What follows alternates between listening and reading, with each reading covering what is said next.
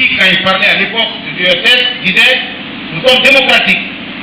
Le professeur Eva peut en témoigner. Alors chacun revendiquait sa forme de démocratie. Il était important que l'Afrique revendique elle aussi sa tradition de la démocratie.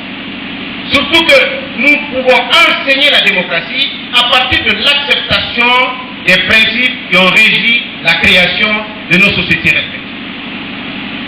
En parlant de démocratie, vous voulez parler de partage. En parlant de démocratie, vous voulez parler d'égalité. En parlant de démocratie, vous voulez parler de transparence. En parlant de démocratie, vous voulez parler du pouvoir des plus nombreux, de la majorité, donc le pouvoir du peuple. Et en parlant de réconciliation dans la démocratie, vous posez la thèse de la différence, de la divergence. Donc l'antithèse est la convergence. Alors comment réconcilier les Guinéens? Je trouve une formulation très appétissante parce qu'elle crée ou elle soulève une autre question: sommes-nous réconciliés ou pas? Je vous concède le point d'interrogation. Je dis, nous avons effectivement besoin de réconciliation dans le contexte guinéen spécialement. Lorsque vous relisez l'histoire de la République, notre État, donc je parle d'État, de puissance publique, l'État c'est ici, l'université c'est l'État, l'hôpital Ignatius c'est l'État, le commissariat à côté c'est l'État, la préfecture de Koya c'est l'État. Donc l'État gère le territoire, l'État gère les biens publics. La sécurité de l'État, c'est la sécurité des biens et des personnes considérées comme citoyens. Citoyens de ce pays, citoyens d'Afrique et citoyens du monde. Alors, parler de réconciliation, il faut d'abord faire la différence entre le pardon et la réconciliation. Le pardon est religieux, le pardon est moral. On peut pardonner sans se réconcilier. Le pardon fait du tort souvent aux victimes. On te demande de pardonner. Et tu pardonnes à cause de Dieu. Nous le faisons toujours. Je le recommande d'ailleurs. La réconciliation est un processus juridique. Il est un peu plus long. C'est pourquoi les victimes n'aiment pas la réconciliation. Parce que ça prend du temps. Lorsque vous égrenez l'histoire de notre pays, de 1956, donc avant l'accession de notre pays à l'indépendance, 1958, l'accession à l'indépendance. Déjà en 1963, après l'indépendance. 1966, dans l'indépendance. 1970, dans l'indépendance. 1975, Guinée indépendante. 1980. Alors, jusqu'en 2000, caractériser le fonctionnement du mécanisme d'État dans notre pays. Et cela a fait des victimes. Beaucoup de victimes. Beaucoup de sortes et beaucoup de formes de victimes. Mais ces victimes ne sont pas des victimes d'une ethnie contre une autre, d'une tribu contre une autre, d'une école contre une autre. Ce sont des victimes d'État liées à l'engagement des hommes, des braves hommes, des braves femmes, et liées au traitement que nous faisons de l'adversité. Nous n'avons pas accepté de nous accepter. Le traitement de l'adversité a suscité des vagues de violence. Et c'est pourquoi je reviens à nos accords du 10 octobre. Lorsque les acteurs politiques se rencontrent, ce n'est pas pour se réconcilier, ce n'est pas de la réconciliation. On les appelle les accords. Ce n'est pas de la réconciliation, parce que la Constitution les autorise à compétir, pas de réconcilier. La société n'accepte pas qu'il soit des ennemis. La société ne veut pas qu'il soit des ennemis. C'est la Constitution qui demande à des personnes, à des groupements moraux, de s'évertuer en compétiteurs, en association politique, avec un projet de société pour la conquête ou pour l'exercice du pouvoir. À partir de ce moment-là, on ne peut plus parler de réconciliation à ce niveau. Par contre, lorsque vous avez les victimes, des familles de victimes, des descendants de victimes, qui n'ont pas le privilège de connaître la vérité sur le sort des proches et des siens, et que, où alors le sort est contesté d'une manière générale, il y a réconciliation. Donc, entre l'État, donc la justice formelle et la justice informelle. Mais il y a réconciliation aussi entre les bourreaux, vous considérez tels, et les victimes. La particularité du régimes nous ont laissé leurs victimes, différentes formes de victimes. Donc lorsqu'il s'agit de réconciliation pour vous les jeunes, il s'agit d'accepter d'abord que la violence d'État qui a sévi dans notre pays ne doit pas nous amener à la différence d'ethnie, à la différence de génération, à la différence de religion. C'est la première réconciliation que vous avez sous la main et que vous pouvez maîtriser. La deuxième réconciliation, c'est le pardon.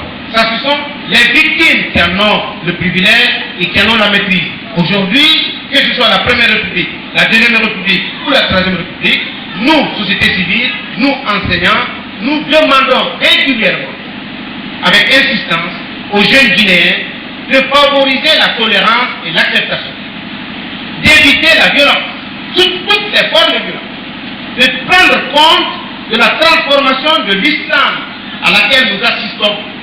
L'islam qui a été enseigné dans le Fouta théocratique, l'islam qui a été enseigné en Basse-Guinée sur les côtes, l'islam qui a été enseigné en Haute-Guinée ou en Guinée forestière, ou le christianisme qui a été enseigné sur l'étendue du territoire, n'ont pas prévu l'élimination physique. Tu ne peux pas tuer quelqu'un et vouloir que ses parents soient membres de ta religion.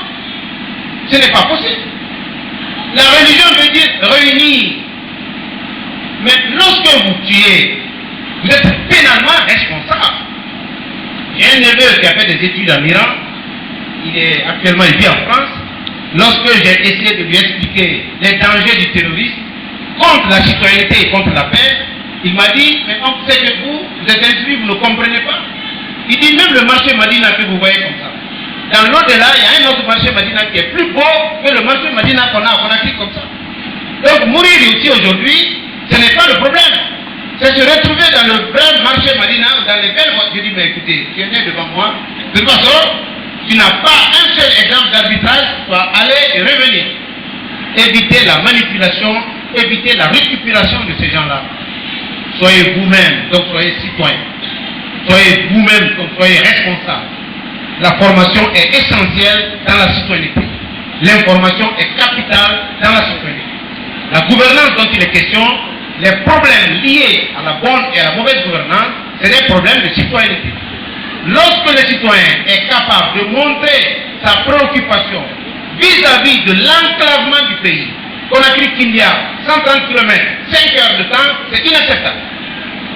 Si le citoyen sait le dire de façon légale et pacifique, le jour du vote, le candidat ou les candidats sont obligés d'en tenir compte.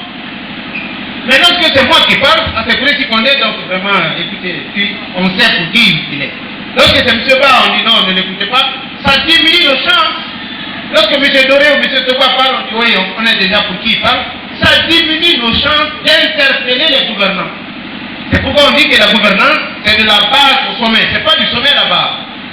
Les acteurs publics sont occupés à des formules, à des formulations. Ils ont des conseillers, ils ont des exigences de la Banque mondiale, du Fonds monétaire international. Eux qui ne tiennent pas compte des exigences de nos sociétés. Il faut que ce soit nous-mêmes, organisés, pacifiquement, harmonieusement, pour indiquer non seulement que nous maîtrisons ces préoccupations-là, mais que ce sont des soucis à la base. Il y a un fossé ici qu'on peut réparer, il y a une route ici qui ne fonctionne pas. Donc, d'une manière générale, nous parlons de gouvernance, on parle de démocratie. On est en train de chercher à nous rendre intelligents. Nous avons épousé la démocratie sans introduire les doses traditionnelles suffisantes permettant la compréhension du fonctionnement de la démocratie. Nous sommes tous hors jeu à partir de ce moment-là. Parce que nous ne maîtrisons pas suffisamment. C'est pourquoi les forces de l'ordre sont devenues forces de l'ordre. Sinon, ils doivent être des forces de paix.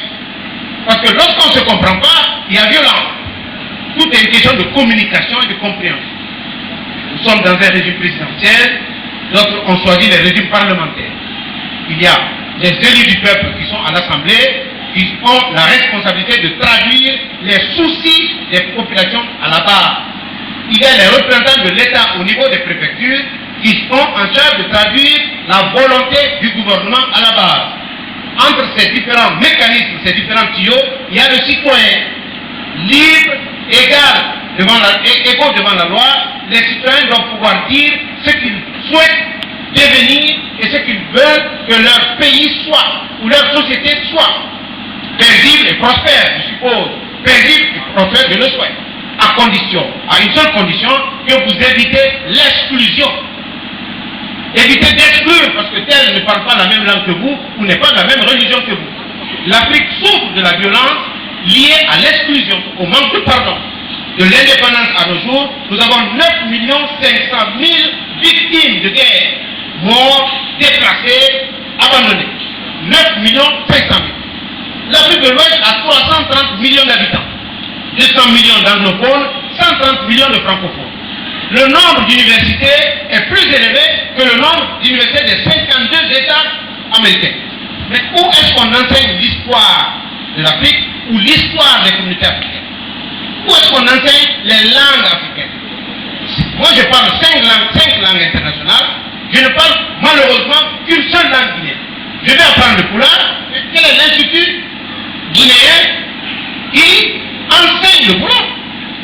J'aimerais bien qu'on enseigne le Pulaar dans une université, qu'on enseigne le Toma, le Guerdé ou le Maligué ou le Soussou aussi. On enseigne l'arabe, on enseigne l'anglais, on enseigne le français. Mais qu'on m'enseigne une de mes langues nationales. C'est pourquoi j'ai dit à certains de mes étudiants, la prochaine législature, faites en sorte que si quelqu'un est candidat à la députation, il faut qu'il parle au moins 2 langues guinéennes. Donc le mécanisme du fonctionnement de la démocratie est lié à la conscience citoyenne. Le mécanisme du fonctionnement de la bonne gouvernance est lié à la conscience citoyenne. Dans le contexte guinéen, la réconciliation diffère de la réconciliation dans le contexte malien, différent de la réconciliation dans le contexte ivoirien, tunisien, algérien, tanzanien ou marocain. Dans le contexte guinéen, il s'agit de réparer les dommages causés par la violence d'État à des niveaux successifs sans la responsabilité des familles et des communautés. La réussite ou la réponse à cela, c'est la conscientisation des jeunes dans le cadre de la formation. Formez-vous, informez-vous, lisez et partagez le savoir parce que l'avenir de ce pays est lié à l'avenir de la sous-région de façon transfrontalière. L'avenir de la sous-région est lié à l'avenir de l'Afrique d'une manière générale. Vous êtes citoyen guinéen, vous êtes citoyen africain.